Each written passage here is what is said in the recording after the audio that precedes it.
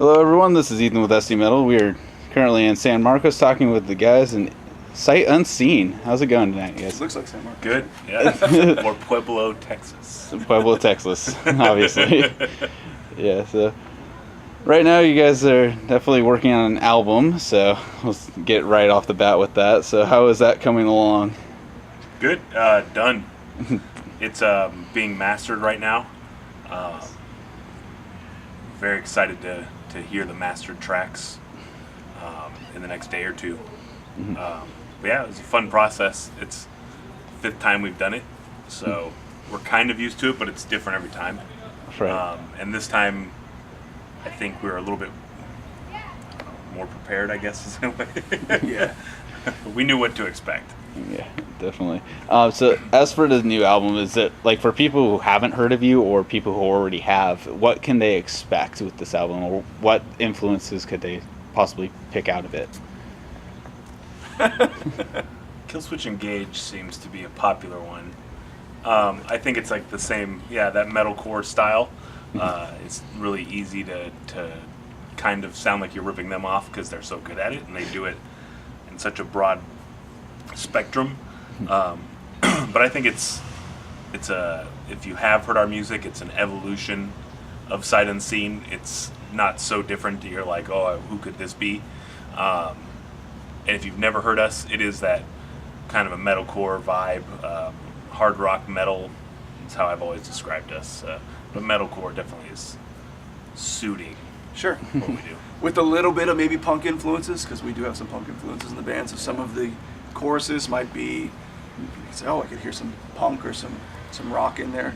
They're Kind of not all- evident with the Social Distortion shirt too. well, So. yeah. Maybe. But that's cool. Yeah. So I mean, you guys have been on the scene for quite a while now. I mean, what initially brought you guys together to form the band? I joined the band in 2005, and we became Sight Unseen in 2006. Mike, our lead guitar player, Tony, and myself are the only original members still in the band, I guess you could say. The bass player and drummer have rotated just a few times, not like a revolving door. Spinal Tap style drums. Yeah, final step. Yeah, a lot of just vomit, swallowing, and Explosions. yeah, And spontaneous combustion. And then bass players are just bass players. The dime a dozen. We used to play bass. So. I used to play bass, and I'm a dime a dozen. Yeah, but no, I think Mike and Tony met through our original drummer. Yeah. Guitar Center ads or Craigslist ads, freaky as those may seem, they do work. People do respond to them. So You're yes. not always going to get raped. Possibility, at least Possibility, 50, it's a very good 50, possibility. But in that case, it didn't Yeah, happen. it's the new Yes. catch line. It's Craigslist. You're not always going to get raped. There's a good chance you might not. And we all kind of liked, I don't know, I know that like myself and Anthony kind of bonded over the couple bands that were like maybe more obscure, like even like this band called Flaw, which is kind of like a new metal band, but they had like a ton of singing, and like I don't think a lot of people, they weren't very famous and no one really knew who they were, but No. for some reason he liked them and I liked them, and that was kind of... And we knew a lot about him, and I think that was like the coolest part was like, I had heard this band, and everyone's like, it just sounds like shitty new metal. And it's like, you guys don't know. But these guys all liked them. And that definitely was something like, when you see somebody else's ad that says one really obscure band, you're like, all right, this would be cool. Yeah. So I literally like drove to his house in a tuxedo, changed in the middle of his street, and then auditioned to play bass. It's true, he did. That's a true story. That's definitely an interesting story to get I started. think he was driving I was someone to driving prom or somebody to something. prom, yeah, I was being Okay. nice. And I played chauffeur. So that's the meeting story, that's true, yes. Yeah, I was gonna ask where the tuxedo thing came into Yeah. play. I was, It's like a weird tuxedo? fetish. Yeah, it was like a really nice tuxedo. so I was working as a butler over there. No, I got like a Crown Vic and chauffeured my brother and his girlfriend at the time to prom. Nice. And then I went and auditioned and literally had to like leave the audition and go back and pick him up and drive him around. Well, at least it gives you something to do in the meantime. Yeah, So. yeah, it was cool. And a few of us like weren't from San Diego, so Yeah, like originally, like he's not, I'm not, so we kind of, I don't know, we kind of moved here and maybe met that way because we weren't originally from here. A couple of the guys are originally from here, but You some can are tell. not. You Yeah, can tell. our drummer's not, he's not, I'm not. Yeah, You can it's- tell? How can you tell? just the two biggest a-holes in the band. Oh, from San Diego? San Diego. Oh, there you go. There you go. So it's kind of like it's all these people coming in from other places to San Diego to form a I band. mean, I wasn't that Yeah. far away, so No. That works, though. Desert people. Definitely. you're a desert person. Desert person. I'm like in the Empire person. Oh, sorry. No disrespect. No, Oh. take- All right. So, but yeah, I also definitely want to bring it up. You know, you guys got a big CD release show coming up. So you got Yep. headliner show at Brick with, you know, Spades and Blades and New Challenger, and A hero within. yeah, All good friends of ours. We like bringing in people that we know and that we know are going to play well and bring people. And yeah, we played like Hero Within CD release show at Soma, so yep, we'll return the favor and have them play with us. yep. And then the new challenger approaches, kind of appeals to a younger crowd. We're the opposite, so we're kind of trading blows We there. appeal to the old crowd? Yeah, No, we not don't. old, but older. not the new 14? challenger approaches. Oh, crowd. okay.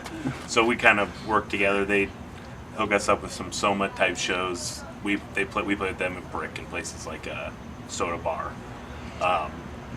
And they're all Just good, to expose each all other. friends Yeah. of ours. We're all friends. Yeah. We borrow their equipment. They can borrow ours. Yeah. Just We good actually scene. played on some new Challenger equipment for the record, which Yep. was Oh, there you go. incredible. Yeah. Yep, but July 30th at Brick by Brick. I believe it starts at 8 p.m. $10 in advance, 12 at the door. Which is our home turf, right? Home field advantage. Yes. Brick's the home field. Well, yeah, I mean, especially for you and Nick. I do work there also. Yeah. So it's basically just going to work but doing a little more fun Yeah. things. But being able to drink. There you go. So yeah, other than that show, is there anywhere else we can expect you guys, or any show plans, tours, anything like that? Touring after the album comes out. We have a music video coming out in the next couple weeks. The album will be out the week before the show, most likely. And I say that because everything's tentative nowadays. And then we'll be touring after the CD release show. We'll probably be playing throughout California. And, Yeah. We have some tentative dates like yeah, Arizona, Arizona, Northern Las- California. yeah, Las Vegas, Yeah. Yep. places Nevada. like that. Nothing too far from Yeah. California. The very West Coast kind of build scene kind Yeah, of thing. Yeah. we all have jobs, so we're going to do the Weekend Warrior. Oh, there you go. Rock it on the weekends. There you go. Fridays and Mondays. Yeah, also. That definitely makes sense. As for, you know, just live shows in general, is there like a particular show that like really stood out to you guys that you can truly remember? Like, this was a great event. Kind That of we thing? played? Yeah. Oh, that's easy. Which one? Parkway. Parkway Drive. Yeah. We just randomly, Mike saw an ad on Facebook that somebody posted in like one of the random groups we always get invited to, like you know, like the San Diego metal scene peeps or this or that. I don't even know what all of them are anymore. And Mike saw an ad and it said, we're looking for a band to open for Parkway Drive on the main stage. And Mike said, did you guys see this? And we said, no. And he said, well, maybe we should write them. So we said, okay. So we wrote them and the guy said, oh yeah, we'd love to have you. You want to play? And we said, sure. And I think we brought about 80, 85 people that were probably going to go anyway. And it was insane. Pretty much sold out House of Blues show in San Diego. Upon a Burning Body played with. Yeah, Upon a Parkway Burning Drive. Body, Parkway Drive. Yeah, it was insane. And, you know, we played the side stages a bunch of times. We got on the main stage, like when we were setting up, and we were like, oh, this is big, this is cool. But when the line was wrapped around the building. Yeah, we went outside Yeah. to give somebody tickets, and the line was like all the way down around the building. And I think 2 or 3 of us saw it, and we had to like run back in and tell the other guys, like, "Oh my god, dude!" Because we just thought, like, we saw a couple people walking around, and we are like, "Damn, no one's gonna be here for the opener." But then you think about it, They were there. everybody knows that House of Blues starts early and finishes early, and they were there, man. I think by the time we played, there were probably 400, 500 people. The front was entirely packed. Kids were all the way to the front. Yeah. Everybody It was was into insane. it, even for us, and they may not even have heard of us before, but Yeah, it was pretty intense. And there was a nice pit. You jumped in the audience. yeah, It I was- jumped in the crowd. Yeah. And then Tony crowd surfed during Parkway Drive against the advisement of House of Blues. Yeah. But they let him do it. They let him do it. He's though. small. He's so tiny. He's the guitarist, right? Yeah. The How do you little- know? The childlike one. Nice. Still, that's awesome that you guys got to do that. Yeah. So, let's see. What else can we talk about? Let's see. That was we got album. Actually, one question I've always had is why is it Sight and Scene is spelled like scene instead of SEEN? You're not the only person who has that question. Yeah. Yeah, is there a particular reason for that, or just because? So going back a few years, you're trying to come up with a cool band name. Lots of bands have stupid, shitty band names. We may have one. The jury's out if it is or not. But anyways, we were just trying. I had a bunch of like names on a list, and we're kind of going through and deciding what we wanted to call ourselves. Way back, this was like 2006-ish, and I had it spelled like that, like I don't know, because of crime scene, I guess. CSI. Yeah, I don't know what the influence was. Years later, I'm like, damn, I should have come up with a better fucking name. Yeah, nobody can ever find it. We have to explain it to everybody. We played the whiskey and they spelled it wrong on their nice marquee. We're like, come on, fix And we this. had to be those guys to go ask them to add one letter. They did do it. The guy was with this little stick and he fixed it. Yeah, racking and fracking. Stupid. No one's gonna know who you are. Yeah, and they probably did. I was like, my mom is coming and she needs to see her son's band's name spelled. It's with a C, damn it. Yeah. How did you guys not know that? No, you would think there'd be something cool, like we're like the anti-scene movement, which we might be. 'Cause Sure. We're we're It's older. unseen, so I guess so. Yeah, like we always joke like Yeah, it was a joke. sight unseen, No one's seen us. sounds unheard. Oh, there you go. Spell heard Yeah. like buffalo maybe. I don't know. Like no, I think I wish there was a clever story, but I've heard so many bands say like Dave Grohl said, if I would have known this was going to be something, I would have picked a better band name because it's the worst band name. Foo Fighters? Yeah, That's he pretty said cool, he man. said it's literally the worst band name. But no, I think it was just words that we saw. We were like, yeah, that's cool. It was better than what we were called before. It's wordplay. There It we go. stuck. It stuck. Yeah, it stuck. We started coming up with logos, and we're like, this will work. We'll make it happen. There we go. All right, cool. Well, thank you again, guys, for taking the time out to do this. Sure, no so problem. definitely, guys, you got to check them out. Sight Unseen, July 30th, Brick by Brick, $10 on ticketfly.com. Yep. Don't go check it out. Go check them out. Support some local music, and definitely pick up their album when it comes out.